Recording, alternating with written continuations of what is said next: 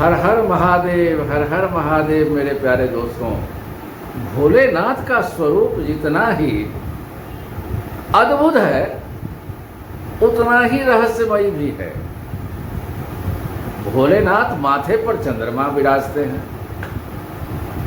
जटाओं में गंगा जी को रखे हुए हैं, गले में सांप रखे हुए हैं, हाथ में त्रिशूल धारण किए हुए हैं और तो और पूरे शरीर में भस्म लगाए हुए हैं। क्या कभी आपने सोचा है कि भोलेनाथ जहां सारी दुनिया सौंदर्य के पीछे, मेकअप के पीछे, आकर्षण के पीछे लगी रहती है ना, वहां भोलेनाथ अपने पूरे शरीर पर भस्म क्यों लगाते हैं भाई? तो इसके पीछे कोई न कोई तो कारण है। भोलेनाथ आखिर हमें कुछ समझाना चाह रहे हैं कि नहीं चाह रहे हैं? मैं आपको एक छोटी सी कथा सुनाता हूं, पहले सुन लीजिए कि बहुत समय पहले जब महादेव तपस्या में थे, समाधि में थे, तो उनकी समाधि को नष्ट करने का प्रयास किसने किया था? कामदेव ने किया था। अब जब भगवान ने उनको भस्म कर दिया तो भस्म होने के बाद क्या होता है? खत्म हो गए ना। सबसे पहले तो हम लोगों को ये जानना चाहिए कि आखिर भस्म क्या चीज है। भस्म वह चीज है जब कोई भी वस्तु आग में जब जलती है ना, तो जो बचता है वही सत्य है। भगवान भोलेनाथ हमें कह रहे हैं, जो वो अपना पूरे बदन पर धारण करते हैं भस्म, इसका सीधा अर्थ यह है कि इस संसार के आकर्षण में मत पड़ो। जो तुम्हारा सौंदर्य है, रंग है, रूप है, सब नष्ट हो जाने वाला है लाला, कुछ बचने वाला नहीं है। यही संसार का सत्य है, परम सत्य है। अब देखिए कि सबसे बड़ा रहस्य तो ये है कि भोलेनाथ हमारे परमात्मा श्मशान क्यों जाते हैं भाई? वो श्मशान वासी भी कहलाते हैं। तो श्मशान जाने का मतलब क्या हुआ और वो क्या संकेत दे रहे हैं? जो भस्म धारण करते हैं वो हमें बहुत बढ़िया से समझाना चाह रहे हैं कि संसार में सब कुछ नश्वर है।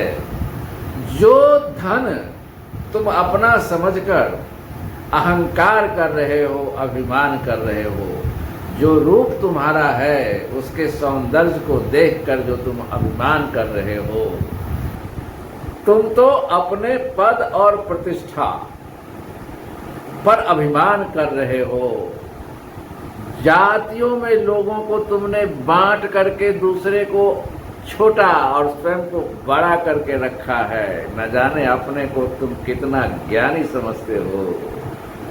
सब धरा रह जाएगा तुम्हारी पहचान इस श्मशान में आकर भस्म में परिवर्तित हो जाएगी।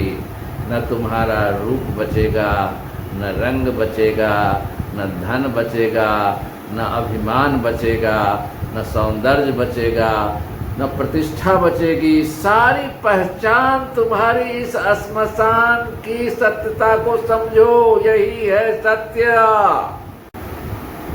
महादेव केवल हमें मृत्यु का भय नहीं दिखा रहे हैं ना, वो सत्य समझा रहे हैं। और वास्तव में यह जो भस्म है यह शुद्धि का प्रतीक है।